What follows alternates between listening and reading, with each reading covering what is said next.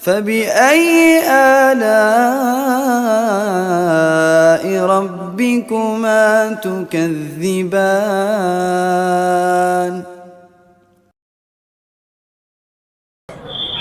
Assalamualaikum warahmatullahi wabarakatuh. Alhamdulillah wassalatu ala rasulillah wa ala alihi wasahbihi ajmain wa ba'd. Sahabat teman surga di Masjid Darut Taqwa Puskesmas Lapas Kabumi. Silakan bagi yang di belakang atau di pinggir boleh di tengah biar sangat lebih jelas. Dan juga untuk para ibu-ibu umahat ahwat di belakang sana juga mudah-mudahan suaranya bisa terdengar dengan jelas ya.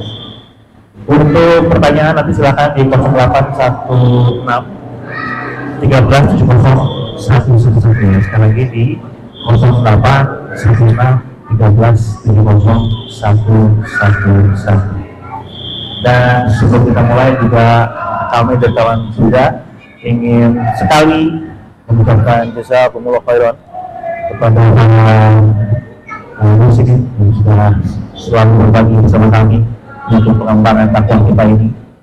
Kemudian juga para support ya, teman-teman yang support semua banyak sekali alhamdulillah. Dan juga teman-teman tentunya sahabat teman juga yang setia selalu hadir di sini ya, mengajak keluarganya, istrinya, anak-anaknya, saudara-saudaranya, masya Allah. Mudah-mudahan menjadi ladang pahala untuk teman-teman semua. Baik, untuk kajian di hari ini adalah hari pertama, kebetulan tepat tanggal 1 Februari 2025 bertepatan dengan 2 Syaban ya. Alhamdulillah di pekan pertama kajian Taman Surga ini akan membahas sesuatu yang kebetulan ada yang ngawasip ke anak kemarin bertanya, apakah ini mengenai maut? Wah, jadi ini seperti sudah dinantikan rupanya masalah ini. Dan tema kita kajian di sore hari ini tidak ada hubungannya dengan olahraga kan ya karena ada kata-kata larinya, yaitu temanya adalah engkau mau lari kemana?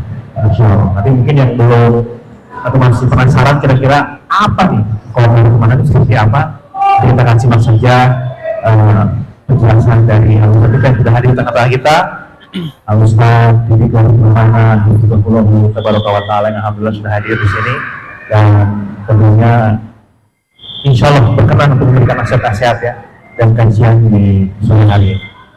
Boleh Ustaz untuk wanita. Bismillahirrahmanirrahim. Assalamualaikum warahmatullahi wabarakatuh. Alhamdulillah ala lisani wa syukuruhu ala tawfiqihi wa imtinanihi. Asyhadu an la ilaha illallah wahdahu la syarika lah ta'ziman li syar'ihi. Asyhadu anna nabiyyana Muhammadan abduhu wa rasuluh ad-da'i ila ridwanihi wa ala alihi wa ashabihi wa ikhwanihi. Ya ayyuhalladzina amanu taqullaha haqqa tuqatih wa la tamutunna illa wa antum muslimun. Fa inna asdaqal hadithi kitabullah wa khairal hadi hadi Muhammadin sallallahu alaihi wasallam. Syarrul umuri muhdatsatuha wa kullu muhdatsatin fid dini bid'ah wa kullu bid'atin dhalalah wa kullu dhalalatin finnar. Ma'asyiral muslimin wal muslimat rahimani wa rahimakumullah. Bersyukur kita kepada Allah Subhanahu wa taala yang mengumpulkan kita di salah satu tempat mulia di atas permukaan bumi dengan cuaca yang cukup cerah. Kalau kata orang Sunda, alhamdulillah sudah berkumpul di sore yang mudah-mudahan kita mendapatkan keberkahannya. Karena memang Nabi Sallallahu Alaihi Wasallam bersabda, "Manjuridillahu bi khairan yufaqihu fid-din."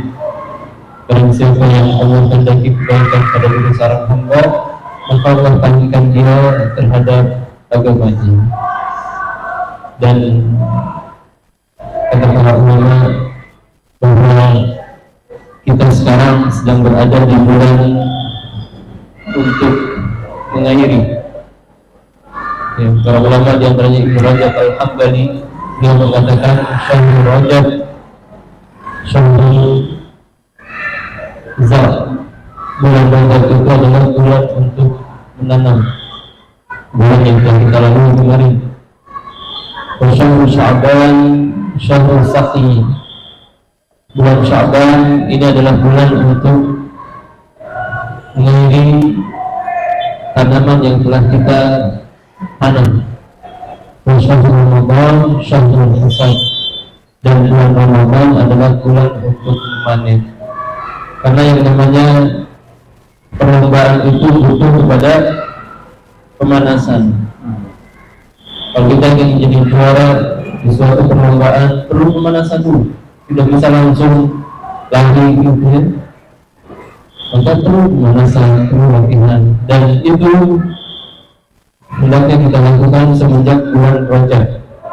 Sebenarnya para ulama mengatakan syahrul zar', bulan Rajab itu bulan menanam.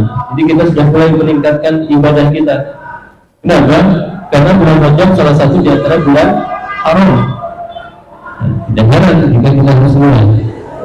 Kemudian syahrul Sya'ban ini satu bulan untuk menyirami. Ini harus lebih panas lagi. Oleh karena para ulama mengatakan bulan Rajab ini sebagai syahrul Qur'an, bulannya para pembaca Al-Quran. Ya. Bahkan sebagian mereka sudah mengambil cuti, kalau bahasa kitanya sudah menutup tokonya sejak bulan Sya'ban, buka lagi nanti Syawal. Ya. Ada yang berani seperti itu?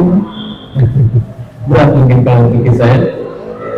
Ya, tutup toko dari Sya'ban, Ramadan, buka lagi nanti Syawal. Ya, kalau kita tidak bisa seperti itu, minimalnya kita berniat untuk meningkatkan ibadah kita di 3 bulan ini. Ya, Rajab, terutama Sya'ban sudah sangat dekat. Ini sudah ada peningkatan. Bacaan Al-Quran mungkin yang sebelumnya hanya setengah halaman setiap hari, 1 halaman setiap hari, mulai ditingkatkan. Kalau bisa 2 kali lipatnya, 3 kali lipat. Sehingga ketika kita masuk bulan Ramadan, kita sudah gaspol, sudah bisa ngegas kencang, sudah maksimal ibadah itu. Bukan mudah-mudahan Allah Subhanahu wa taala memberikan taufik yang kepada kita dengan masuknya kita ke bulan Sya'ban, dan mudah-mudahan Allah menyampaikan kita ke bulan yang penuh berkah, yaitu bulan Ramadan. Mulai pembahasan kita yang terambil dari 2 ayat, dan yang lebih tepatnya, yang lebih dekatnya yaitu dengan ayat yang di surat Al-Jum'ah ayat yang ke-8.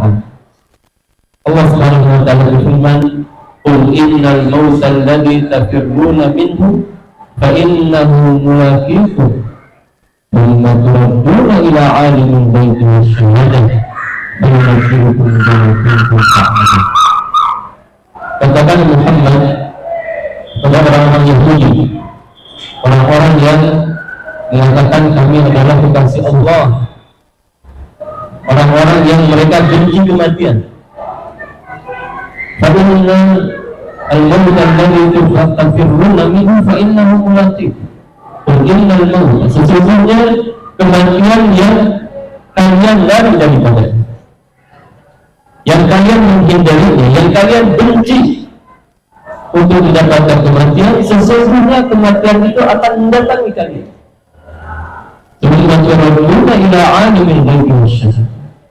Dan kalian akan dikembalikan kepada Zat yang mengetahui hal yang gaib maupun hal yang nyata.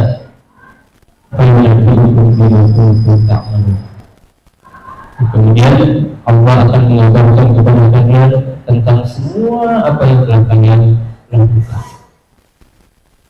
Inilah nasihat kematian. Satu nasihat yang dikatakan oleh para ulama, kafa bil mauti wa'idha, cukuplah kematian sebagai nasihat bagi kita. Walaupun ini hadisnya lemah kalau dikatakan hadis, tapi maknanya betul. Kafa bil mauti wa'idha, cukuplah kematian sebagai nasihat bagi kita. Tidak ada sesuatu yang lebih diyakini, namun manusia meragukannya dengan amalannya, melebihi kematian. Semua manusia yakin pasti akan mati. Namun kalau kita lihat amalan mereka, seolah-olah mereka ragu akan adanya kematian. Ya. Oleh karenanya Di antara hal yang bisa melembutkan hati kita adalah mengingat-ingat kematian. Nabi Sallallahu Alaihi Wasallam pernah bersabda, "Akhirul hikmah min ladzat." Berbanyaklah oleh kalian mengingat-ingat kematian. Apa faedahnya? Kata para ulama, di antaranya Ibnu Battal, dia mengatakan bahwa dengan kita mengingat kematian, setidaknya ada 3 faedah yang akan kita dapatkan. Yang pertama yaitu ta'jilut taubah. Kita akan segera bertobat kepada Allah. Ketika seorang senantiasa ingat, saya bakal mati. Ya, kalau saya meninggal dalam kondisi seperti ini, apa jadinya nanti mungkin? Kalau saya meninggal dalam kondisi nonton film porno, apa jadinya nanti mungkin? Kalau saya meninggal dalam kondisi menjolimi orang lain, apa jadinya diri? Kemudian yang kedua, waqana'atul qalbi, hati yang qanaah, menerima apa yang sedikit dari dunia ini. Karena memang sudah menjadi sunnatullah bahwa yang menjadi orang terkaya di dunia itu biasanya muslim atau muslim? Non-muslim. Kenapa alasannya? Dua. Yang pertama, Allah tidak menghargai dunia. Allah tidak jadikan dunia ini sebagai sesuatu yang berharga. Oleh karena dalam hadis disebutkan dalam keadaan di dunia jangan pakai ubah. Masa kau orang syurga ma'au. Kalau seandainya dunia ini berharga di sisi Allah, walaupun seberat sayap nyamuk, tentu satu orang kafir itu tidak akan diberikan setengah ini. Kalau seandainya dunia ini berharga, tentu orang kafir tidak akan diberikan minum. Namun ternyata dunia tidak berharga di sisi Allah. Kemudian yang kedua, orang muslim itu akan ada keterbatasan. Dia tidak bisa mengambil semua yang ada di hadapannya. Dia akan memilih, oh ini yang boleh, ini yang tidak boleh. Oh ini yang halal bagi saya, ini yang tidak. Sehingga sangat wajar ketika yang menjadi orang paling kaya di dunia bukan orang muslim. Karena mereka nggak ada halal haram, semuanya dia. Ya, bukan yang Allah Subhanahu wa taala mengatakan fala tamuddanna 'ainaika ila ma matta'na bihi azwajan minhum zahratal hayatid dunya linaftinahum fi. Jangan kalian tunjukkan kedua mata kalian kepada perhiasan dunia yang diberikan kepada orang-orang kafir. Mereka berburu jauh begitu. Kata mobil di bawah gitu. Nah itu jangan kita terlalu banyak melihat harta-harta orang kafir. Ya, bahkan kata para ulama di antara ghadul basar yang disyariatkan, menundukkan pandangan yang disyariatkan selain kita menundukkan pandangan dari wanita yang bukan mahram. Kita juga disyariatkan untuk menundukkan pandangan dari anak-anak kecil yang amrah, yang belum ada jenggotnya, kemudian dia tertarik syahwatnya. Bagi sebagian orang itu tertarik kepada anak-anak kecil walaupun satu jenis, yang dibilang istilah amrah. Kemudian di antara ghadul basar yang disyariatkan adalah menundukkan pandangan dari harta-harta orang kafir. Sehingga seorang terfitnah. Oleh karena Allah Subhanahu wa taala katakan linaftinahum fi. Sejatinya harta orang kafir itu untuk ujian bagi mereka. Yang dikenal dengan istilah al-istidraj. Allah Subhanahu wa taala semakin memberi kepada mereka, sejatinya semakin berat siksaan yang akan mereka alami. Ya, maka hendaknya kita jangan sampai menjadi orang yang terpukau dengan kehidupan orang kafir. Seperti kaum Qarun, ketika melihat Qarun melakukan praktek pamer harta, ya, melakukan apa kalau bahasa kita kan? Apa ya? Maharajan bahasa Indonesia Apa namanya? Bukan sirup ya? Oh, flexing. flexing. Ada sirup ya, Tat? Ya. Ini sedang mengadakan festival harta pribadi semua. Sampai di bawah dengan berbaris-baris pasukan. Karnaval. Semua. Bahkan inna mafatihahu la tanu, ya, sesungguhnya kunci-kunci kekayaan kaum itu dibawa oleh orang-orang yang kuat. Kuncinya saja dibawa orang kuat. Bagaimana isi kekayaannya? Ya. Ketika itu orang-orang yang tidak berilmu, orang-orang yang condong kepada dunia, dia mengatakan ya wailaka, ya laitana uta misla ma uta. Kalau kita diberikan seperti yang diberikan kepada Qarun, innahu lahu hazzun 'azim, sesungguhnya Qarun ini orang yang sangat beruntung. Namun apa kata orang yang saleh? Wah, ya, celaka engkau. Sawabullahi khair, sungguh pahala Allah itu lebih baik daripada apa yang kalian terpukul karenanya, yaitu harta Qarun. Maka jangan sampai kita terpukul dengan harta orang-orang kafir, karena sunatullah, ya, mereka akan mendapatkan banyak kenikmatan dunia, namun di akhirat akan mendapatkan siksaan yang pedih. Itu 3 faedah kita, ya, atau baru 2. Yang ketiga yaitu nasyatul ibadah, semangat beribadah.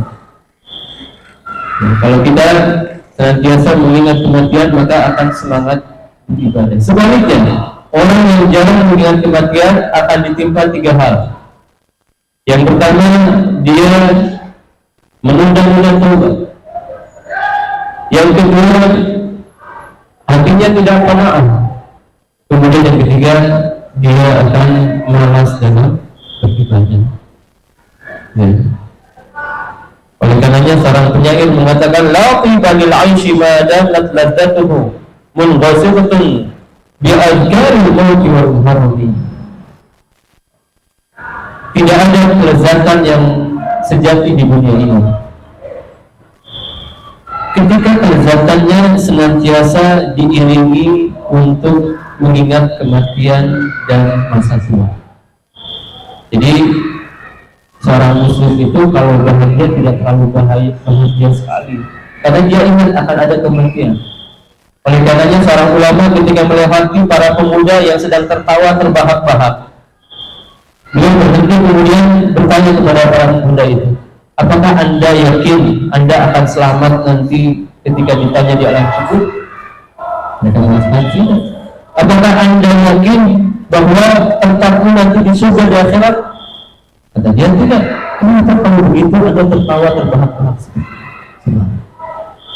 Ya, itulah sifat seorang muslim, karena dia tahu bahwa innahu la yuhibbu kulla mukhtalin fakhur. Allah itu tidak menyukai orang yang menyombongkan diri dan terlalu berbahagia dengan apa yang ada pada diri. Ya. Makanya di antara celaan yang ditujukan kepada orang-orang munafik yaitu falyadhaku qalilan wal yabku katsiran jazaa'an bima kanu ya'malun. Hendaknya kalian banyak menangis dan sedikit tertawa sebagai balasan terhadap apa yang telah kalian lakukan terdahulu. Ya. Kemudian Umar bin Abdul Aziz, beliau pernah mengatakan, "Idza ghafila qalbi an dzikri ma sa'atan fasad." Hati saya kalau lupa mengingat kematian walaupun hanya sebentar, maka akan rusak. Ya. Oleh karenanya jangan sampai kita terlalu fokus dengan kehidupan dunia sehingga lupa bahwa kita akan mati. Ya, namun subhanallah di zaman sekarang ada aplikasi namanya When Will I Die? Ya, apa artinya itu? Kapan saya akan mati? Masya Allah. Ya, kapan saya akan mati? Ada yang punya aplikasi itu, Pak? Alhamdulillah nggak ada. Ngaku aja. Ngaku aja. Ada aplikasi When Will I Die? Kapan saya akan mati? Apa fungsi aplikasi itu? Ketik nama, ketik apa ini, dia di situ. Kemudian nanti menunjukkan kapan kita mati. Drama itu. Tanggalnya tanggal berapa? Sebenarnya. Sebagian orang ketika menggunakan aplikasi ini tahu mati. Bulan depan mau mati. Jadi gara-gara aplikasi tobat. Gara-gara aplikasi. Subhanallah. Ya. Lalu sebagian lagi masih lama. Iya. Berarti santai aja. Masih ada waktu. Masih ada waktu. Ya, tentu ini sesuatu yang keliru ya. Dan jangan sampai kita mempercayai aplikasi-aplikasi seperti itu, karena sejatinya di antara rahasia yang Allah rahasiakan kepada manusia semuanya 5 hal. Jadi sebutkan di akhir surat Luqman, innallaha indahu ilmus sa'ah. Di sisi Allah lah rahasia kapan terjadinya hari kiamat. Ini rahasia pertama. Ya. Innallaha indahu ilmus sa'ah. Kemudian wa ma tadri nafsun madza taksibu gadan. Ya. Atau sebelum itu apa? Ya. Innallaha indahu ilmus sa'ah. Wa yunazzilul ghaitha wa ya'lamu ma fil arham. Yang kedua, Allah mengetahui tentang hujan. Hujan ini salah satu rahasia Allah. Ya, walaupun ada usaha orang untuk menurunkan hujan buatan, dia tidak akan bisa memastikan pasti turun di sini, tidak. Hanya usaha saja. Ya.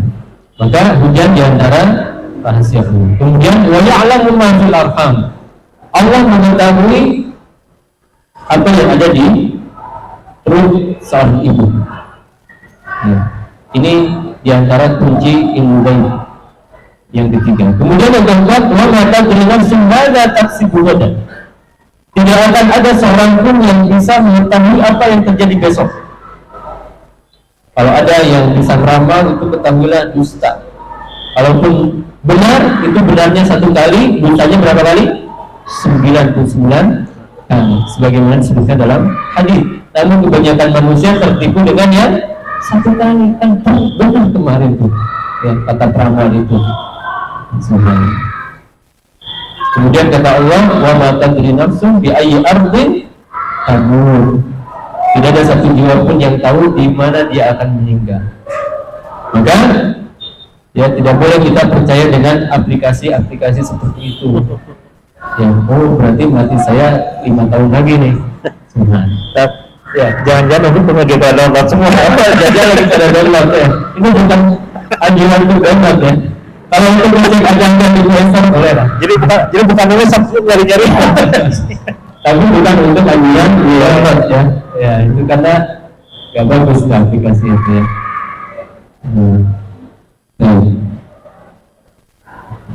Kemudian Aisyah radhiyallahu anha di dalam Sahih Bukhari disebutkan kana baina yadayhi rafqatun fiha ma faja'ala yulqi yadayhi fil ma fayamsah fihi wajhahu wa yaqul la ilaha illallah innal mauta sakarat. Aisyah bercerita tentang bagaimana kehidupan akhir Nabi sallallahu alaihi wasallam.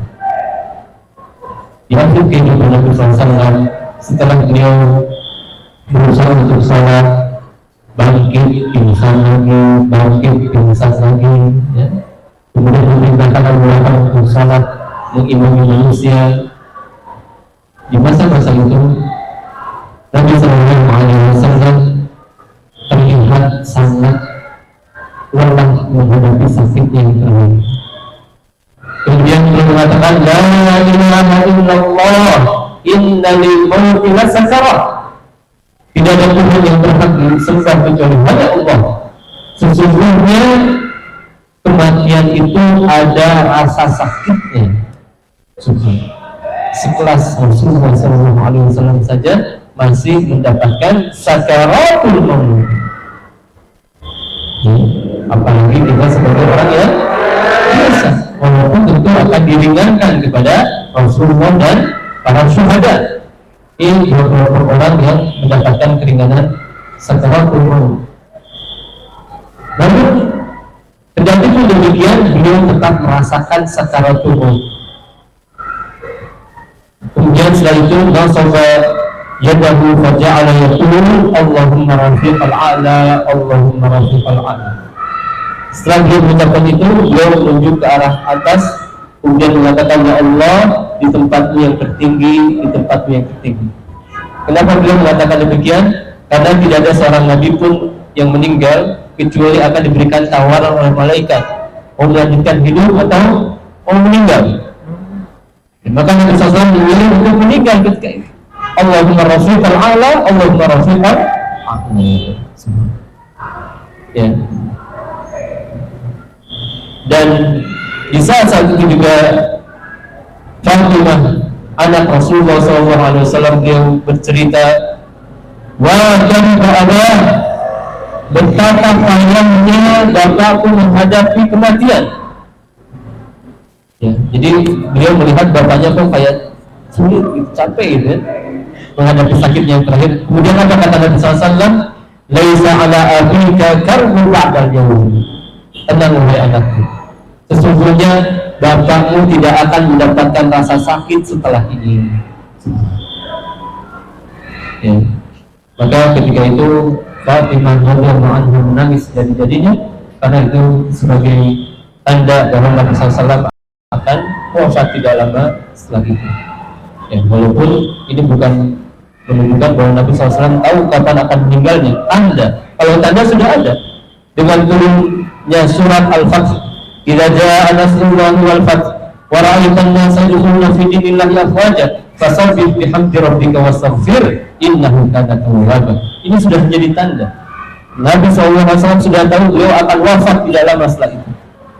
Ketika datang kepadamu kemenangan, engkau melihat manusia masuk ke dalam Islam berbondong-bondong, maka perbanyaklah istighfar dan ya meminta dan memujilah kepada Allah SWT.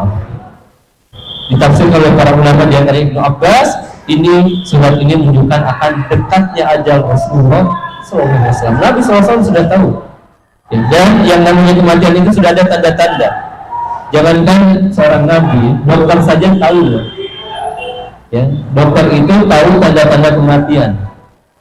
Ya. Syekh Sinsir Abu Muhammad yang ada di Roja ini, beliau pernah dikirimi foto oleh Ustadz Maududi. Kemudian ada bilang, Ustadz ini kayaknya gak akan lama lagi meninggal. Lihat fotonya saja, ini kayaknya gak akan lama lagi meninggal. Ternyata betul semua. Jadi kalau dari segi tanda-tanda itu bisa diketahui, namun kapannya kita tidak. Dan dokter biasanya tahu yang tanda-tanda. Dulu anak ketika ibu anak dirawat terakhir itu, kata perawat ya, di klinik di Cisaat itu, Ustaz ini sudah dalam nadinya. Beliau sudah ingetin, ini sudah dalam. Ya, anak hanya bisa pasrah gitu. Namun ya orang-orang medis tahu bahwa yang namanya kematian itu pasti ada tanda-tanda. Dan hatta innahu min syiddati karbihi, ketika Nabi SAW menghadapi kesulitan yang cukup berat di hari atau di detik-detik terakhirnya, beliau bersabda, hariqul alayya min sab'i qurab lam halal aw qayyidhum la'alli ahidu minan nas. Silakan kepada saya 7 kali siraman, mudah-mudahan saya ada kekuatan agar saya bisa bertemu dengan manusia. Lihat semangatnya Rasulullah SAW untuk bisa mengimami sholat manusia. Ya. Oleh karenanya Aisyah radhiyallahu anha dia mengatakan, mata Nabi SAW wa innahu la baina hafantaini wa da'atain fala aqra syiddatal maut ahadin abadan ba'da Nabi sallallahu alaihi wasallam. Kata Aisyah radhiyallahu anha, sesungguhnya saya melihat kematian Nabi SAW dan tidak ada sesuatu yang lebih berat, memberatkan dada dan punggungku melebihi Nabi SAW ketika menghadapi sakaratul maut. Ya. Namun tentu ini sebagai pencuci Nabi SAW agar derajatnya semakin tinggi. Sebagaimana kita ketahui Rasulullah SAW itu ketika sakit berapa kali orang biasa? 2 kali lipat orang sakitnya tadi, panasnya, ya, sakitnya. Jadi kalau demam kita mungkin sekian derajat Celcius, Nabi itu kata beliau, ini lalu aku rombongan ini. Saya itu mendapatkan rasa sakit 2 kali lipat di antara kalian. Ini sebagai bentuk ujian yang diberikan kepada Nabi SAW agar derajat beliau semakin tinggi. Ya. Karenanya, ya hendaknya kita menyiapkan hari-hari berat yang dikatakan dalam hadis inna lil mauti dan sakal. Sesungguhnya yang namanya kematian itu ada rasa beratnya gitu.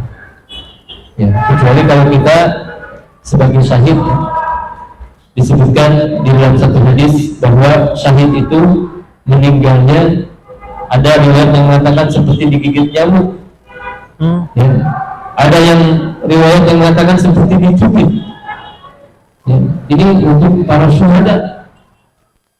Namun tetap saja terlihatnya sama kita seperti berat, tapi itu akan sangat ringan bagi para syuhada. Ya. Dan mengenai perjalanan kematian disebutkan dalam hadis Bara bin Azib yang diriwayatkan An-Nasa'i, Abu Dawud, Ibnu Majah dan yang lainnya. Nabi sallallahu alaihi wasallam bercerita, wa innal 'abdal kafir wa fi riwayatin al-fajir, sesungguhnya hamba yang kafir, dalam riwayat yang lain hamba yang pendosa, idza kana fil qita'i min ad-dunya wa iqbalin min al-akhirah nazala ilaihi min as-sama' malaikah ghilabun syidad. Ketika mereka menghadapi kematian, di detik-detik mereka meninggalkan dunia, akan didatangi oleh malaikat yang sangat keras, sungguh berwudu, wajah yang hitam, ma'ahumul masmur minan nar. Mereka membawa kain dari api neraka, kain kafan dari api neraka. Fayajlisan minhum haddal basar. Mereka duduk sejauh mata memandang dari arah orang yang akan dicabut nyawanya ini. Jadi ada malaikat-malaikat yang akan mengambil ruhnya dan ada malaikat khusus untuk mencabut nyawanya. Ya. Sehingga yaji'u malakul maut, kemudian datanglah malaikat pencabut nyawa yang dikenal oleh masyarakat malaikat apa? Israel, walaupun ini penamaan yang tidak tepat karena terambil dari Israiliyat yang tidak sahih. Kita katakan malakul maut saja, malaikat pencabut nyawa. Hatta yajlis 'inda ra'sihi, dia akan duduk di sebelah kepalanya. Fa yaqul ayyatuhan nafsul khabithah akhriji ila sakhtin min Allah wa ghadab. Wahai jiwa yang buruk, keluarlah engkau menuju kemurkaan Allah dan kemarahannya. Fatafarraqa fi jasadihi fayantazi'uha kama yantazi'u sufun min as-sufin rajul. Kemudian dicabutlah nyawa pendosa ini sebagaimana kapas basah yang dicabut oleh kail besi. Kira-kira efeknya gimana? Terus dicabut. Kapas basah dicabut pakai kail besi. Ya. Cabut-cabut. Ya. Berbeda dengan seorang ibu. Ketika dicabut nyawanya, dikatakan oleh Nabi SAW seperti air yang keluar dari mulut ekor. Sangat-sangat mudah. Ya. Kendati itu demikian, tapi yang namanya kematian pasti ada apa? sakaratun. Oleh karenanya Nabi SAW mengatakan la yatamayyananna ahadukumul maut. Jangan ada di antara kita yang berangan-angan kematian. Seberat apapun cobaan, jangan kita berangan-angan meninggal. Kata Nabi SAW, ya, fa in kana la budda mutamanniyan. Kalau seandainya dia sudah tidak kuat dengan beratnya cobaan, maka hendaknya dia ucapkan Allahumma ahyini ma kana fil haya khairan. Ya Allah, hidupkan saya kalau memang kehidupan lebih baik bagi saya. Wa tawaffani in kana fil wafa khairan. Dan wafatkan saya kalau memang wafat lebih baik untuk diri saya. Kenapa? Karena memang kematian ini benar. Kedua,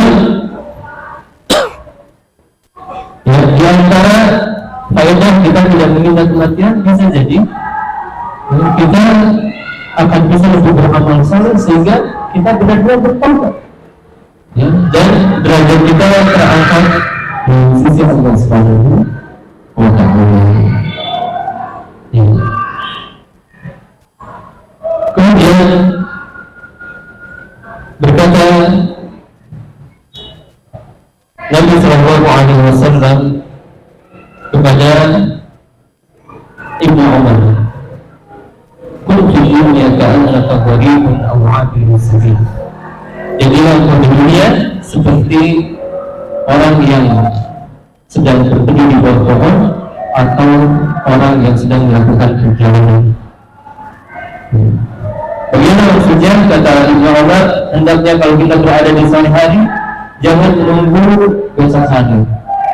Kata para ulama, terkadang seorang dibukakan pintu kebaikan, namun dia tidak ambil sehingga pintu kebaikan itu tertutup untuk selama-lamanya. Maka ketika kita mendapatkan petunjuk kebaikan dalam hati kita, ada belum salat duha, salat duha, terkadang hati kita maka ambil itu. Karena kalau kita tidak ambil, itu bisa jadi tertutup untuk selama-lamanya. Karena di dalam hati kita ini, di dalam tubuh kita ini akan ada dua pembisik. Pembisik kebaikan yang dari malaikat dan pembisik keburukan dari jin, parin, jin yang senantiasa berada bersama kita. Ini sedikit dari pertimbangan pembahasan kita kan. Iya, Ustaz, tadi kan dikatakan bahwasannya apa namanya, janganlah kita berangan-angan untuk mendapatkan kematian tersebut ya, karena mungkin di mana kita masih mendapat kehidupan, diberi kehidupan masih bisa beramal soleh.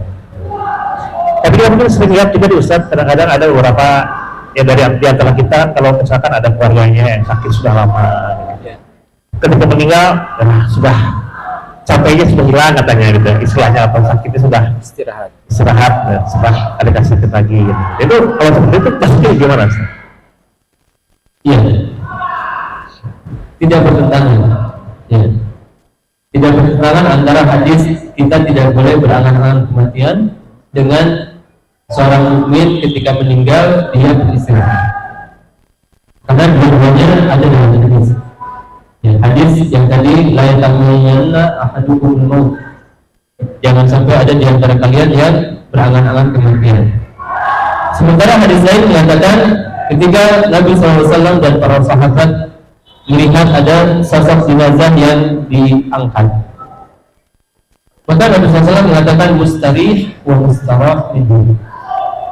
Ya, jadi ketika lewat satu jenazah, kata Nabi SAW, ketika ada orang meninggal itu dua kemungkinan.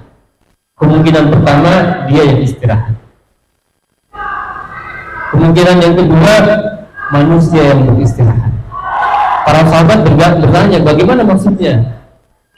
Siapa yang istirahat? Siapa yang diistirahatkan? Kata Nabi SAW, innal mu'min, sesungguhnya seorang beriman, ketika dia meninggal, dia beristirahat dari min nasabid dunya, dari kepenatan dunia, wa ta'abiha, dan kelemahannya menuju kasih sayang Allah. Sementara orang pendosa yastarihu minhu al-ibad wal bilad wa syajar wal dawab, ketika 4 jenis makhluk merasa istirahat. Yang pertama adalah hamba-hamba Allah. Ya, para manusia yang beriman, jin yang beriman istirahat. Ya, makanya terkadang ada preman yang meninggal, masyarakat mengatakan apa? Alhamdulillah. Paling oke tadi. Ya, kenapa mereka istirahat ini? Dari gangguan terus-menerus. Ya, dan seburuk-buruk manusia adalah orang yang manusia itu khawatir dari keburukannya. Jangan-jangan saya jadi objek keburukannya sekarang. Ini seburuk-buruk manusia. Ya. Yang dibahasakan di zaman sekarang dengan free man. Ya. Free man, preman. Ya. Dan game yang mengajarkan akan hal ini adalah Grand Theft Auto. GTA. Ada GTA 1, GTA 2, GTA 3.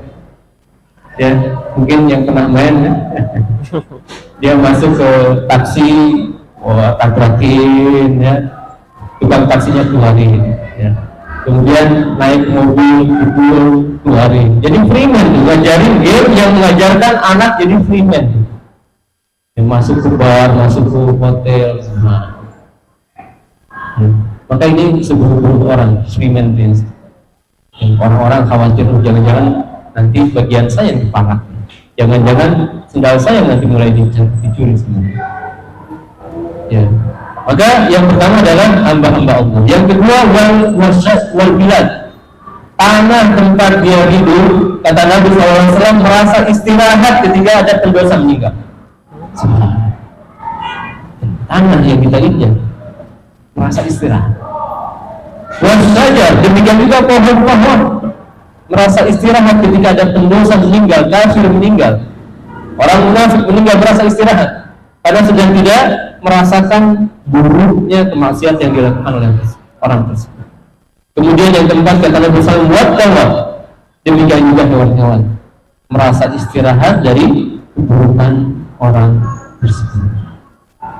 Ya, subhanallah. Sebaliknya, ketaatan yang kita lakukan itu akan menjadikan makhluk-makhluk tersebut nyaman. Oleh karenanya di dalam satu riwayat yang sahih disebutkan bahwa pelepah kurma atau batang kurma yang biasa digunakan oleh Nabi SAW untuk berkhutbah, tiba-tiba di Masjid Nabawi terdengar suara tangisan yang luar biasa dahsyat. Tangisan rengekan seperti anak kecil yang sedang ditinggalkan oleh ibunya. Kemudian para sahabat mencari, ini di mana suaranya? Gak ada anak kecil yang lagi nangis.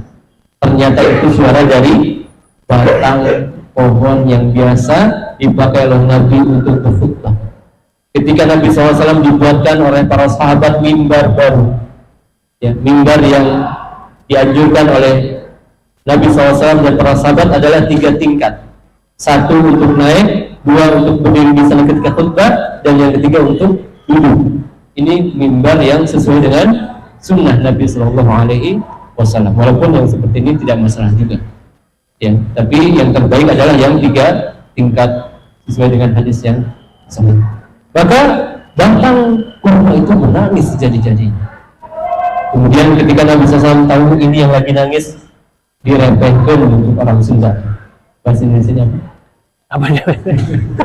Ya, dijadikan supaya diam. Ya, Nabi usap-usap terus supaya batang kurma ini diam. Lihat bagaimana batang kurma ini sedih ketika kebaikan tidak dilakukan lagi di atas dirinya. Saya subhanallah. Maka kembali pikir berkali-kali kalau kita mau bermaksiat. Yang menjadi saksi bukan hanya diri kita, bukan hanya Allah SWT, bahkan ya bumi yang kita pijak pun akan menjadi saksi. Idza zulzilatil ardu zilzalaha wa akhrajatil ardu athqalaha wa qala al-insanu ma laha yawma idzin tuhadditsu akhbaraha. Di hari kiamat bumi akan berbicara tentang apa yang terjadi di atasnya. Jadi kesimpulannya dua hadis tadi tidak bertentangan. Oh, masih nggak apa-apa juga. Nggak apa-apa ya. Kalau dikatakan tenang itu harapan ya. Kita tidak bisa memastikan ini tenang, harapan boleh, mudah-mudahan tenang. Jadi kita berharap ini dia sebagai orang beriman ketika meninggal dia tenang. Ya. Baik, dan kemudian juga tadi kan Ustadz di awal juga dikatakan bahwasanya kematian ini adalah nasihat yang paling baik lah gitu. Ya. Nah, bagaimana dengan mungkin sudah kita sedang sakit kepala atau sakitnya mungkin dalam jangka waktu yang panjang gitu. Kadang-kadang suka mungkin ada kekhawatiran bahwasanya wah ini kayaknya saya sebentar lagi mau meninggal dan sebagainya. Apakah itu bisa dijadikan juga sebuah nasihat atau seperti apa? Ya, yang dimaksud dengan ucapan para ulama kafabil mauti wa'idha, sebaik-baik penasehat itu adalah kematian. Itu bukan hanya untuk yang sakit saja, bahkan untuk yang sehat. Dan sejatinya hendaknya kita ambil ketika kita sehat. Karena ketika kita sehat kita bisa ibadah maksimal. Kalau sudah sakit kan sudah mau sholat susah ya. Mau datang ke majelis ilmu susah ya. Maka hendaknya kita ambil nasihat kematian ini ketika kita sehat. Ketika kita datang ke kuburan kita lihat subhanallah, ini kan kemarin ngobrol sama saya, sekarang sudah meninggal. Seringnya gitu ya, kita ambil kemudian kita jadikan itu sebagai sarana untuk kita kembali kepada Allah Subhanahu wa Ta'ala. Jangan-jangan besok saya ya, segera kita bertobat kepada Allah Subhanahu wa Ta'ala. Ya. Nah, Ustaz, sebelum nanti kita juga mau mengingatkan juga mungkin untuk Ahmad di belakang sana atau juga mungkin untuk teman sahabat Taman Sudah di depan sini mau bertanya juga boleh ya via WhatsApp boleh di 0816 13 70 111 atau nanti boleh langsung ya. Nah, Ustaz, sebelum kita buka pertanyaan, tadi kan apa namanya kalau untuk ini tadi ya kematian atau hal seperti itu kita mungkin nggak tahu ya, mungkin di negara kita gitu loh, sudah terstigma bahwasannya yang tobat mah yang sudah usianya ini kan berkaca dari perkataan yang tadi dikatakan bahwasannya sebetulnya justru lebih sehat. Ini kan mungkin golongan juga pemuda gitu, yang masih sehat, masih muda, masih ini dan ya ini sudah pertengahan.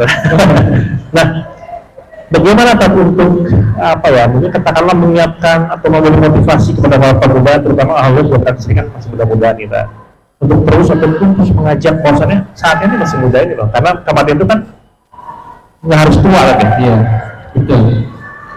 Ya, bahwa kematian itu adalah sesuatu yang tidak mengenal usia. Bahkan Al-Imam Ibnu Qayyim Al-Jauziyah, demikian juga Syekh Abdul Karim Zaidan di dalam kitabnya Ushul Da'wah mengatakan kebanyakan yang meninggal itu yang masih muda. Dan mereka sampai bikin riset gitu ya, masuk ke kuburan kemudian dilihat ini meninggalnya tahun-tahunnya ya. Kebanyakan yang meninggal itu di usia muda. Muda itu sampai usia berapa? 40. Jadi yang di bawah 40 jangan merasa tua dulu. Hati-hati. Ya. Tapi yang di atas 40 itu belum terlalu tua juga. Karena di sana ada fase namanya kuburan. Bahasa kitanya mau bapak-bapak gitu ya. Jadi 40 sampai 60. Baru setelah 60 itu namanya syuyukh. Fase syekh tua. Ya. Bahkan seorang ulama mengatakan bahwa siapa yang sudah masuk ke usia 60 fa'ud nafsaka minal mauta. Bukan 40, 60 ya. Yang sudah 60 tahun maka anggaplah diri Anda itu sudah meninggal. Iya. Tapi kan kebanyakan di kita tidak seperti itu. Yang 60 tahun itu ya, jadi gak mau dia ngaku dia sudah 60 tahun dengan kelihatan muda. Kalau ditanya umur makanya umur aku ya. Padahal gak apa-apa. Ya, Al-Hasan al-Basri dia pernah bertanya kepada seorang berapa usiamu. Jadi gak ada larangan bertanya usia itu. Tapi terkadang kita melihat berita ya, gara-gara orang bertanya usia bahkan gara-gara tetangganya nanya terus kapan nikah dibunuh aja. Maka sejatinya bertanya tentang usia gak ada masalah. Hasan al-Basri bertanya ketika melihat ada sosok orang tua tapi masih oke, masih gabor ya masih Perlente lah gitu ya. Perlente. Ya. Maka kata beliau, berapa usiamu? Disebutkan ternyata sudah 60 tahun atau 50 tahun. Kata beliau, ya sesungguhnya aku ini sudah hampir akhir tujuan, sudah hampir finish gitu. Apa yang sudah kau siapkan? Kata orang ini, benar seperti itu. Inna lillahi wa inna ilaihi raji'un. Kata Hasan al-Basri, Anda tahu apa makna daripada ucapan yang Anda ucapkan? Beliau tidak tahu. Beliau berdasarkan yang lillahi, sesungguhnya ini milik Allah dan akan segera kembali kepada Allah. Maka hendaklah kita siapkan semua pertanyaan yang akan ditujukan kepada kita. Infa'id ibnafsika jawaban. Kemudian kata beliau apa? Ahsin fil mati yufa'laka kamu. Ketika bapak tuan ini bertanya, kalau gitu jalan keluarnya apa wahai Syekh? Kata beliau, jalan keluarnya perbaiki sisa hidupmu, niscaya Allah akan ampuni yang lalu. Tapi kalau engkau masih berbuat buruk di sisa hidupmu, maka Allah akan perhitungkan yang telah lalu dan yang akan datang. Ini nasihat yang luar biasa. Karena memang berdasarkan hadis at-taubatu tajubu maghfurah. Yang namanya taubat itu akan menghapuskan dosa yang sebelumnya. Ya. Jadi ingat bahwa yang namanya kematian itu tidak mesti berlaku bagi yang sudah tua saja. Bahkan kebanyakannya orang itu meninggal sebelum sampai masa tua, sebelum sampai usia 60 tahun. Yang sudah benar meninggal, apalagi di zaman yang banyak pengawetnya, banyak pengawet, banyak pewarna, ya, baru 40 tahun dan pada asa, ya, dengan orang tua kita yang buruk sampai 70 tahun giginya masih full, subhanallah, masih bisa ke kebun, macul, ya, subhanallah. Yang kalau apalagi generasi strawberry, ya. Ketika pundaknya terkena pintu tembok gitu ya, itu generasi strawberry yang karena jarang olahraga, yang termasuk yang ada juga ini jarang olahraga. Berarti kita strawberry lah. Strawberry ya, Gen Z lah. Gen Z. Dan di antara tanda teman yang baik itu adalah dia yang banyak mengingatkan akan kematian. Ya, disebutkan dari Anas bin Malik bahwasanya ada seorang yang manusia memujuknya. Maka Nabi SAW bertanya, "Kaifa kana dzikru sahibikum lil maut?" Bagaimana teman kalian yang sebutkan itu terhadap kematian? Bagaimana? Banyak mengingat kematian atau tidak? Maka para sahabat mengatakan, "Makuna nasma'uhu yadhkurul maut." Aku tidak pernah mendengar dia mengingat-ingat tentang kematian. Kalau ngobrol apa ya, ngobrol dunia saja. Apa kata Nabi SAW? "Fa inna sahibakum laisa huna." Sesungguhnya sahabat kalian yang sejati itu bukan itu. Subhanallah. Jadi di antara tanda kebaikan seorang itu dengan banyak mengingat kematian. Kalau ngobrol itu tiba-tiba ngobrol, nih kapan sampai kapan kita kayak gini terus, jangan besok sudah nggak ada. Ngerti, gitu ya. Dan kata Ibnu Umar bahwasanya Nabi SAW ditanya tentang siapakah orang beriman yang paling cerdas. Kata Nabi SAW, "Aktaruhum lil mauti dzikra." Orang yang paling banyak mengingat kematian. Wa ashadduhum isti'dadan, dan orang yang paling menyiapkan kematian. Ulaika humul muhtadun. Mereka orang-orang yang cerdas. Orang yang cerdas itu yang ingat mati dan menyiapkan apa yang akan dia petik nanti ketika dia sudah meninggal. Ya. Hamid al-Qusayri beliau mengatakan, "Kulluna qad ayqana al-maut wa ma nara lahu musta'idan, wa kulluna qad ayqana bil jannah wa ma nara laha 'amilan, belum mendapat air pada benar, wa manarwa khaifan fa'alama tafrahun. Kata beliau, kita semua ini yakin akan meninggal, namun kok kelihatannya gak siap-siap ya. Kita ini semua yakin adanya surga, tapi kok kayak gak beramal untuk surga itu. Kita semua yakin adanya neraka, tapi seolah-olah kita tidak takut kepada neraka. Oleh karena itu, kenapa kalau kita terlalu bahagia seperti ini?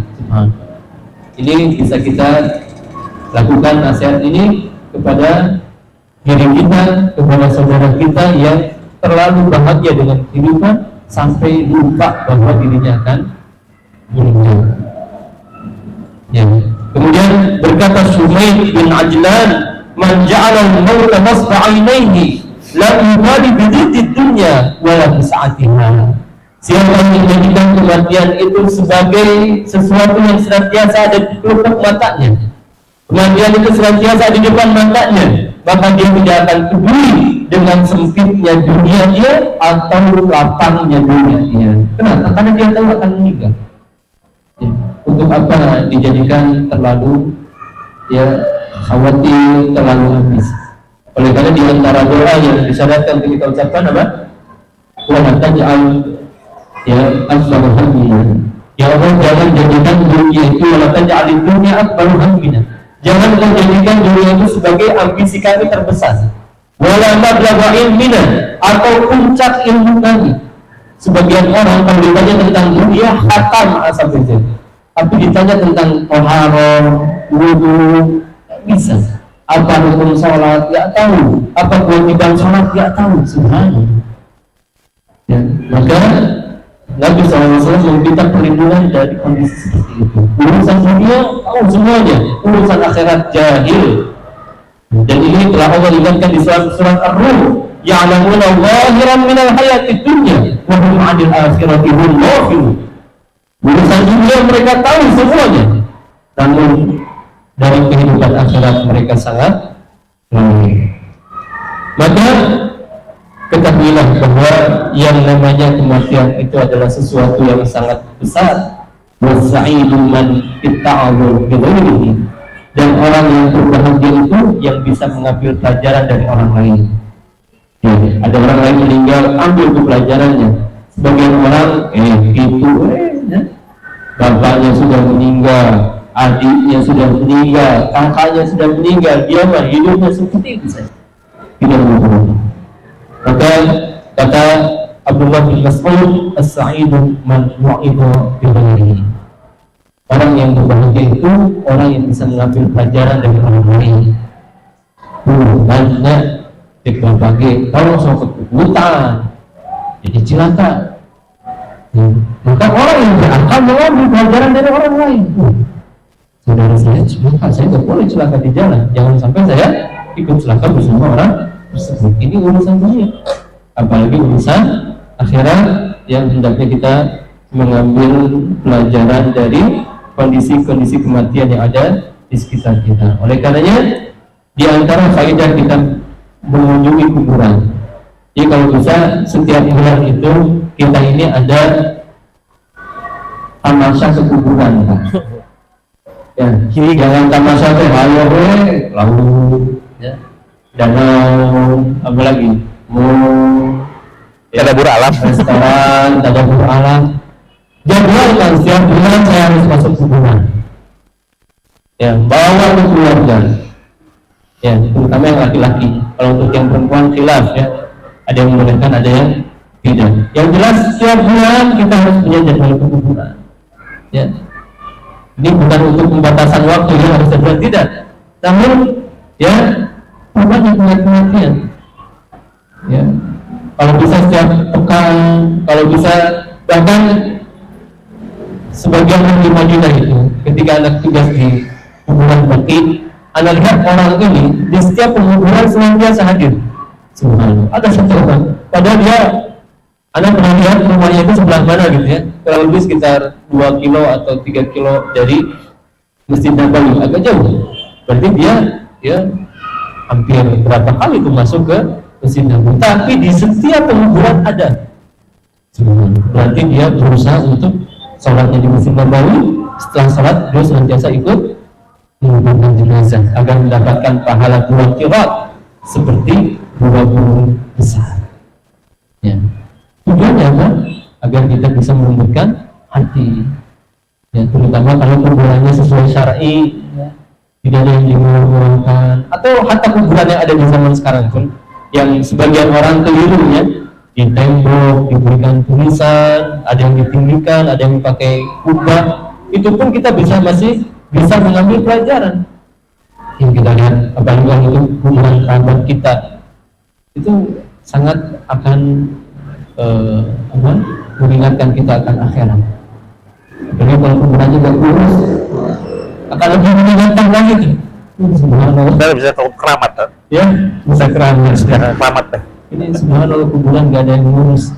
Itulah kematian. Ya, gak akan ada orang yang mau ikut dikuburkan walaupun dia sahabat dekatnya. Ya, terakhir anda lihat itu ada mungkin non muslim lebih ya. Dia meninggal, dia sebagai bikers, ya, motocross dikuburkan bersama motor-motornya. Ya, jadi subhanallah.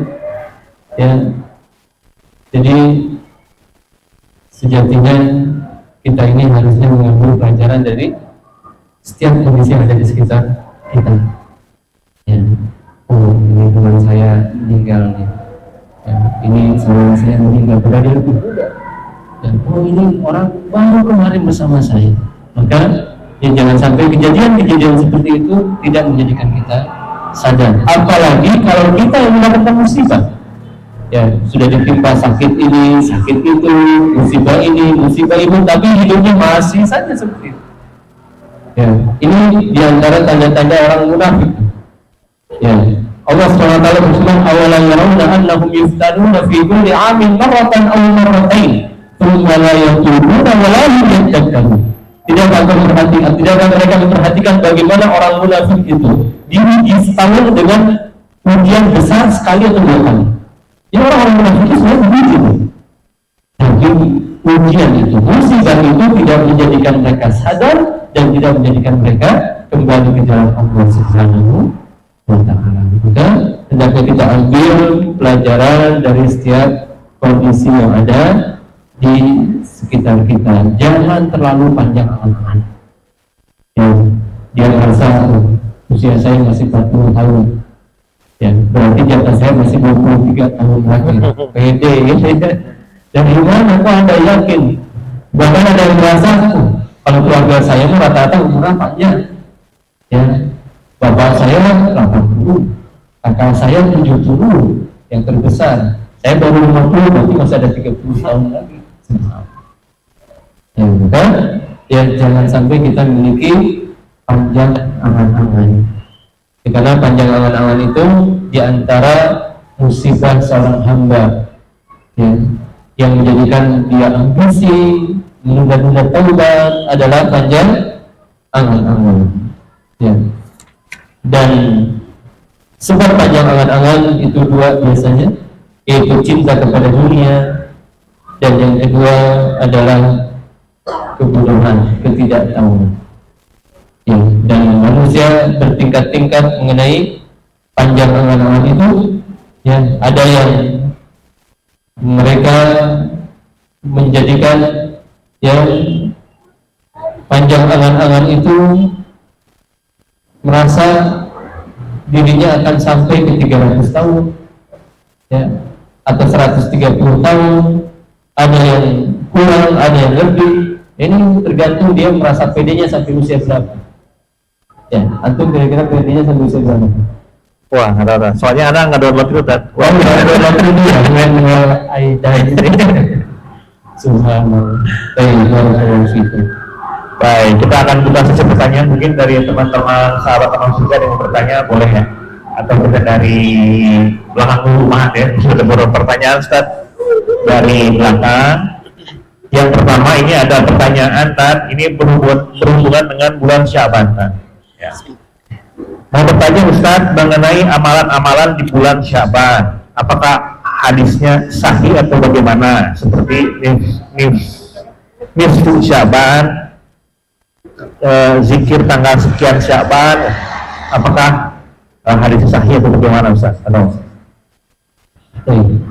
Ya, mengenai bulan Sya'ban, hadis yang sahihnya adalah hadis cerita tentang Nabi SAW. Itu Rasulullah SAW, tidaklah saya melihat Rasulullah SAW aktsara siyaman minhu min Sya'ban, ya, berpuasa lebih banyak dari bulan Sya'ban. Ini hadis yang sahih. Demikian juga hadis yang sahihnya bahwasanya di bulan Sya'ban turfa'ul a'mal, amalan itu akan diangkat. Ya, di bulan Sya'ban amalan kita selama 1 tahun itu akan diangkat di bulan Sya'ban. Kalau amalan pekanannya di hari apa? Ya, Kamis. Diangkat. Kalau bulanannya nggak ada Tanggal 1.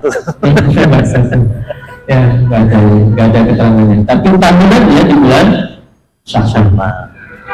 Tahunannya di bulan Sya'ban. Ya. Maka kata Nabi SAW, saya ingin ketika amal saya diangkat dalam kondisi sahur. Ini hadis yang sahih. Jadi kalau kita mau memperbanyak amal di bulan Sya'ban, maka perbanyak sahur. Walaupun dekat sama Ramadan. Walaupun dekat dengan Ramadan. Ya, terutama di setengah awal fullkan saja. Dan kalau memang mau fullkan sampai akhir, selama dipisah 1 atau 2 hari nggak masalah. Di jarak. Dikasih jarak dengan Ramadan 1 atau 2 hari. Yang terlarang adalah ketika dia tidak sahur, tiba-tiba mulai setengah Sya'ban dia mulai sahur, ini terlarang. Ya. Kalau setengah Sya'ban baru mulai tidak boleh. Ya. Tapi kalau dia punya kesempatannya cuma itu nggak masalah. Ya. Jadi bertepatan dengan Senin Kamis, dia niatkannya Senin Kamis gitu. Tapi kalau dia sengaja setengah Sya'ban berbanyak, ini tidak boleh. Apalagi kalau sengaja di tanggal 30 atau 29 Sya'ban dia sahur, tidak boleh. Ya. Apalagi di tanggal 30 Sya'ban yang dikenal dengan istilah Yaumul Syakk, hari yang diragukan. Jadi ketika tanggal 29 Sya'ban dilihat hilal tidak terlihat karena mendung. Maka ketika itu kata Nabi SAW, fa'akmilu iddata Sya'ban, sempurnakan bulan Sya'ban. Jadi berapa hari? 30 hari.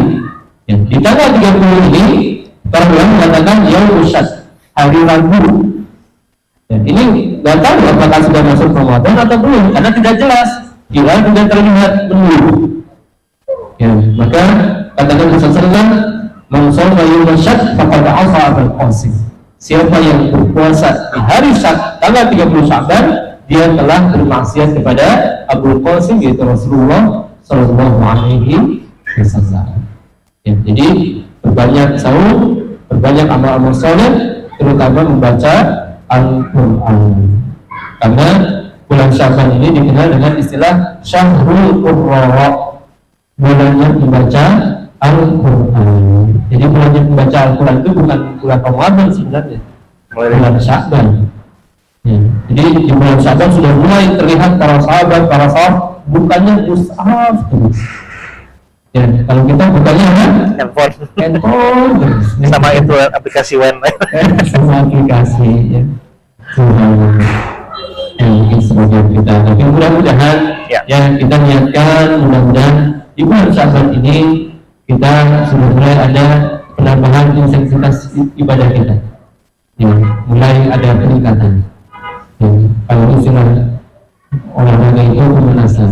Pemanasannya di bulan Sya'ban ini kita sudah agak terlambat sebenarnya. Karena ya, kalau para ulama itu dari sejak sudah pemanasan, sehingga dikatakan sebagai bulan menanam. Ya, bulan Sya'ban sudah mulai tinggal menyiram saja. Kalau sebagian kita mungkin baru sekarang baru niat. Maka yang hendaknya kita niatkan, mungkin mulai dikurangi aktivitas kita dengan handphone ya. Kalau biasanya mungkin pakai handphonenya 4 jam sehari atau 5 jam sehari, dibagi 2 atau dibagi 3 mungkin, atau dikurangi. Yang biasanya baca Qur'annya yang hanya 15 menit dan ngantuk ya, udah ngantuk nyerah saja. Maka kan sekarang ngantuk berdiri ya, ngantuk berdiri, lari-lari dulu ya, kalau perlu lari-lari keluar ya, apalagi pakai jubah putih ya, lari-lari keluar Maghrib malam-malam siapa itu lari-lari di masjid. Jadi ya hendaknya kita berusaha meningkatkan ibadah kita di bulan Syaban. Adapun tadi yang disebutkan amal-amal khusus itu hadisnya lemah ya. Seperti amalan nisfu Syaban, ya salat khusus di malam nisfu Syaban, demikian juga puasa khusus di nisfu Syaban. Ini semua adalah amalan yang terlarang karena tidak berdasarkan dengan hadis yang sahih. Hadisnya adalah hadis yang lemah. Baik, nah kemudian juga bertanya juga nih Ustaz, di zaman sekarang ini kan sudah banyak teknologi yang sudah maju, terutama untuk mengurangi penuaan katanya gitu. Ada skincare dan sebagainya, sehingga ada juga yang suntik hormon katanya, biar suntik hormon biar lebih muda katanya gitu. Apakah ini bertentangan dengan syariat? Iya. Selama memang tidak membahayakan tubuh kita, hukum asal dunia itu adalah boleh. Misalkan penggunaan skincare bagi perempuan ya, laki-laki asalnya terus udah banyak kan? Ya? Laki-laki udah banyak. Laki-laki juga banyak ya, pada glowing itu kurang bagus. Laki-laki itu bahkan dalam riwayat yang sahih itu Nabi SAW mengatakan bahwa tidak hendaknya tidak menyisir kecuali umpan. Maksudnya apa? Sesekali tinggalkan nyisir. Jadi sesekali kita pakai tutup kepala ya, bisa peci, bisa topi, kita nggak nyisir. Sekali. Ya, atau nggak pakai pun nggak masalah sebenarnya, pakai tangan. Atau rambutnya lagi pendek kan nggak perlu nyisir. Ya. Ini untuk laki-laki. Jadi laki-laki itu sesekali nggak usah nyisir. Ya, ini jarang, bahkan sebagian orang ada yang bilang Ustaz mustahil kayaknya. Itu mungkin maksudnya jangan terlalu sering. Itu riwayatnya memang seperti itu. Bahkan ditafsirkan ya tidak menyisir setiap hari, itu tafsiran hadisnya. Ya. Adapun kalau menyisir terlalu sering ya jelas itu kurang baik, apalagi laki-laki. Laki-laki itu kan ya jangan terlalu banyak ngaca. Ya. Tapi jangan sampai kebalik juga, peci kebalik, baju kebalik, ya. Gara-gara ngaca. Bukan gara-gara ngaca, bukan seperti itu juga. Tapi jangan terlalu banyak ngaca, jangan terlalu banyak memperhatikan penampilan. Ya, walaupun Islam ini luar biasa, ilmu yang sangat memperhatikan kebersihan. Wajah kita dicuci minimal 5 kali sehari, wudu. Ya, belum lagi disunahkan kita memakai minyak rambut, dan ini banyak yang jarang diamalkan. Jadi sunnah itu memakai minyak rambut ya. Dan mungkin minyak rambutnya jangan yang bikin rambut jocong atau rambut keras ya. Pomel. Itu karena khawatir kalau keras itu air wudhu tidak sampai. Tapi yang kayak basah air tonik gitu ya. Air tonik yang hijau itu bagus. Ya, bikin rambutnya wangi dan sehat. Ini sunnah yang bisa kita amalkan. Ya, maka laki-laki hendaknya jangan terlalu perhatian, walaupun bukan berarti ini harus kucel, harus bau, tidak ya, tapi jangan terlalu perhatian, apalagi kalau skincarean gitu ya, itu bukan kebiasaan laki-laki itu ya, apalagi kalau pakai lip balm ya, seperti artis-artis Korea tuh ya, bibirnya pink, subhanallah ya, laki-lakinya itu hilang ya. Anda pernah lihat itu di kota itu? Di kota ada orang-orang kayak orang Inggris ya dia, tapi gayanya kayak gaya orang Korea, sambil gerak-gerak gitu tuh di Taman Merdeka ini, sampai anak-anak itu takut subhanallah. Ada yang apa? Oh, minta manusia Korea. Ini subhanallah. Ini laki-lakinya hilang. Ya, laki-lakiannya hilang, pakai pakaian yang mirip perempuan, apalagi ketika zaman Citayam itu. Oh iya. Dan kawan-kawan. Subhanallah. Citayam. Itu subhanallah ya. Banyak sekali laki-laki yang memakai pakaian seperti perempuan. Kan? Ya, Nabi SAW mengatakan la'ana Rasulullah SAW al-mutasyafihin minal rijali bin nisa. Rasulullah melaknat laki-laki yang dia laki-laki tapi menyerupai perempuan. Ya. Karenanya laki-laki jangan terlalu banyak perhatikan penampilan. Yang penting wangi, bersih, ya. Kemudian rapi, rambut disisir, ya. Kalaupun tidak ada masalah, kalau pendek, apalagi kalau pakai peci terus, ya. Kadang ya kita nggak sempat, ya. Lihat jam, berapa lagi langsung. Tahu-tahu ya ada yang menginginkan, maka tidak masalah kalau. Tapi kalau perempuan boleh memakai alat-alat kosmetik, tapi jangan berlebihan. Yang pertama, yang alat kosmetik seharga motor misalnya, atau kosmetiknya seharga motor misalnya. Ya, kalau bisa dengan harga-harga yang biasa, pakailah yang harga-harga biasa. Kemudian juga selama tidak membahayakan. Ya, sebelum tadi suntik apa namanya? Hormon. Kalau memang tidak membahayakan, Allah alam, menurut masalahnya boleh. Tapi kalau itu bisa sampai merubah ciptaan Allah, maka itu terlarang. Entah kalau perancipan dagu itu disuntik atau gimana? Saya dioperasi ya. Operasi, itu jelas terlarang. Ya, dagunya dipasang silikon supaya lancip, pipinya diolah supaya ada lesungnya, ketika senyum ada lesung, gitu. Lesungnya buat buat tadi. Iya. Jadi ini terlarang. Demikian juga ibu-ibu bisa banyak ya, akhirnya dibentuk atau dihabiskan semuanya tiap kali dia lukis. Ya, pakai perfeksionalis. Pas hujan gitu. Subhanallah, ini terlarang. Ya. Nabi sallallahu alaihi wasallam menjelaskan dalam hadis Ibnu Mas'ud bahwasanya Rasulullah melaknat al-washimat, wanita yang ditakoh, wal mustawshimat, wanita yang minta ditakoh, wal wasilat, wanita-wanita yang menyambung rambut, pakai konde, pakai sambungan-sambungan rambut, ini semua terlarang. Wal mustawshilat, yang meminta disambung rambutnya. Kemudian di antara yang disebutkan dalam hadis tersebut adalah yaitu wanita yang dia merubah hadisnya, ya, dia cukur hadis-hadisnya. Ya. Ketika Ibnu Mas'ud menasihati seorang wanita bahwa sesungguhnya hal yang terlarang, Allah langsung yang melarang. Kata wanita itu, saya tidak pernah dapatkan ayat yang melarang mencukur hadis. Maka kata Abdullah bin Mas'ud, sesungguhnya kalau engkau membaca Al-Quran dari awal sampai akhir, pasti kau akan dapatkan. Yaitu ayat di surat Al-Hasyr, Allah berfirman, "Wa ma atakumur rasul fakhudhuhu wa ma nahakum anhu fantahu." Semua yang Rasul perintahkan ambil, semua yang Rasul larang maka tinggalkan. Dan ini bagian daripada yang Rasulullah SAW larang. Ya.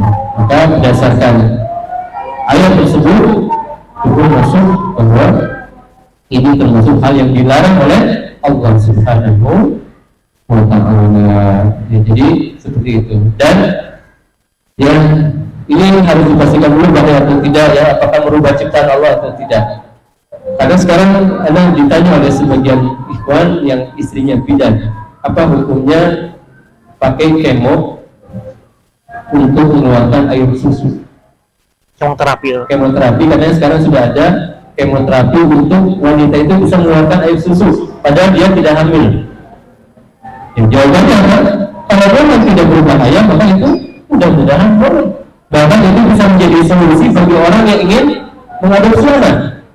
Ya, kebanyakan orang adopsi anak saja tidak disusui oleh saudarinya, ya, tidak juga dia disusui oleh orang-orang terdekatnya yang menjadikan dia ada hubungan mahram sepersusuan, sehingga ketika dia sudah besar, kalau tidak tahu, sang ibu harus menutup aurat, tidak boleh berdua-duaan, tidak boleh bersafar bareng.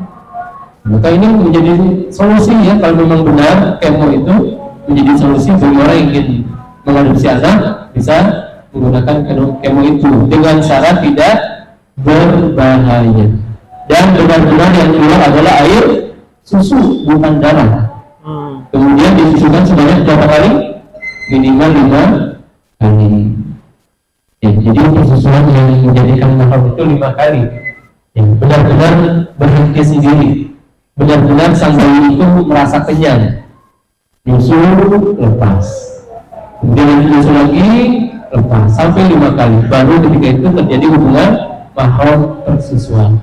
Adapun baru sekali sudah didorong kepalanya, ya sekali lagi dorong lagi, itu belum masuk hitungan. Sampai kenyang tuh.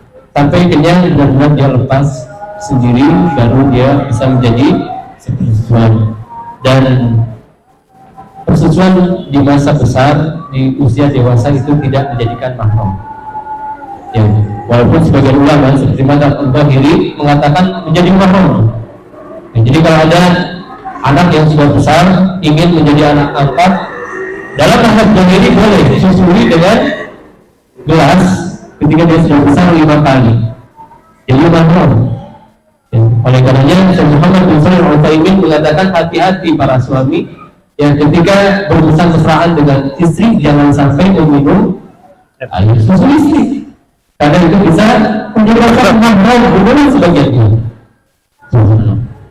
Ya. Sampai sedemikian berbahaya. Alhamdulillah, maka kalau seandainya tidak berbahaya, ya, dan tidak termasuk ke dalam merubah ciptaan Allah, mudah-mudahan tidak masalah. Seperti kita minum vitamin, ya, kita minum vitamin, ya ada vitamin E, vitamin apa, vitamin kulit, vitamin apa, ini selama tidak berbahaya maka itu diperbolehkan. Allah Ta'ala. Iya, baik. Ini satu pertanyaan terakhir tadi ya. Ada yang dari Ilham yang bertanya? Atau mau bertanya? Nah, bebas. Ada yang bertanya atau bertanya nih? Sebenarnya pengen ditanya. Kira-kira apa pertanyaannya yang keren kita sore hari ini? Tadi Anda sebutkan ada 3 faedah mengingat kematian. Silakan, siapa yang bisa menjawab? Gue nyontek boleh ya? Ya, gue nyontek boleh. Oh, boleh. Ya. Khusus yang usianya sudah ke atas. Tadi apa tadi sebentar 60? Ya, silakan. Boleh, silakan. Ada yang mau menjawab boleh atau? Gue nyontek boleh. Apa? Ada? Masa kalian nyontek? Ada dulu nih. Silakan kan.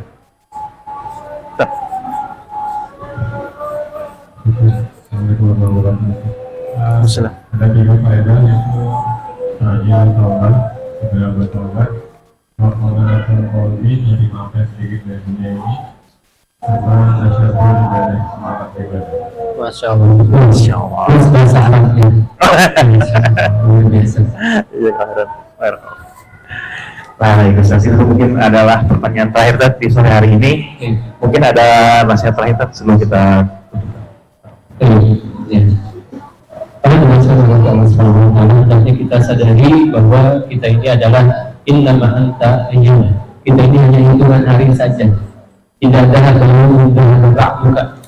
Pada satu hari sejatinya sebagian kita ini hilang. Maka sungguh kata Nabi SAW, neraka dan surga itu lebih dekat daripada tali sendal seseorang yang kepada dirinya. Jadi jangan merasa diri ini masih jauh. Surga atau neraka itu lebih dekat dari tali sendal kita yang menempel pada kita. Oleh karena itu, yang hendaknya kita persiapkan diri kita apa yang akan kita panggil nanti di hari kiamat. Dan di antara cara yang menjadikan kita selamat, menjadikan kita panen pahala adalah dengan melakukan amalan-amalan yang pahalanya mengalir, yang dikenal dengan istilah sedekah jariyah. Ya, baik berupa amal, baik berupa baik mushaf, baik berupa alat-alat tambahan masjid, hatta ya alat-alat tambahan seperti ini itu bisa menjadi wakaf yang sangat bermanfaat untuk kehidupan dunia dan akhirat kita. Dan nasihat terakhir, hendaknya kalau ada sesuatu yang ingin diwasiatkan, tuliskan. Ya, saya tuliskan tuh ini terkait itu. Saya punya hutang sekian. Ini ada orang lain di ATM saya yang saya punya 2 ATM, yang satu punya pribadi, yang satu punya kantor. Tuliskan tuh. Karena bisa jadi orang ketika kita meninggal nggak tahu kalau ada orang lain di sana. Maka wasiat-wasiat itu nanti kita tuliskan. Kata Nabi Sallallahu Alaihi Wasallam, Jadi bulan ini ilmu sesuatu hendaknya seorang itu tidaklah melewati dua mana, sementara dia ada sesuatu yang ingin dia wasiatkan, kecuali wasiat itu hendaknya ada pada sisinya. Bahkan sebagian ulama itu, sebagian salaf itu sampai wasiatnya itu ada senantiasa di dekat bantalnya, karena dia khawatir jangan-jangan saya tidur apa lagi. Dan yang kalau ada sesuatu yang ingin diwasiatkan segera tulis, dan supaya kita meninggal tidak ada urusan yang kita bawa ke agama. Mudah-mudahan semua kita mendapatkan petunjuk dari Allah Subhanahu Wa Taala. Mudah-mudahan Allah Subhanahu Wa Taala senantiasa memberikan kasih sayang kepada kita, petunjuk kepada kita, menjadikan pandangan kita dalam pandangan yang nikmat untuk beribadah, pendengaran kita dalam pendengaran yang nikmat untuk bermunajat dan mendengarkan lantunan-lantunan dari suci Al-Quran, dan hati kita menjadi hati yang bersih, qalbun salim, yang itu merupakan bulan terbesar kita di hari kiamat Ta'ala. Ustaz atas kajian nasihat yang diberikan pada sore hari ini, mudah-mudahan menjadi wasilah bagi kebaikan bagi kita semuanya dan pahala yang kita nanti untuk Ustaz kita bisa jadi kelanjutan dari Allah Subhanahu Ta'ala. Dan sahabat teman semuanya, jadi harus hadir di sini. Kita ketemu lagi di kajian Taman Surga, insya Allah pekan depan di tanggal 8 Syakban kalau tidak salah ya, dengan tema yang cukup menarik yaitu menghibur hari. Wah, seperti apa kajian pekan depan, ditunggu saja ya. Baik, demikian itu dengan doa kafaratul majelis. Subhanallahumma wa bihamdihi, la ilaha illa anta, astaghfiruka wa atubu ilaik. Assalamualaikum warahmatullahi wabarakatuh.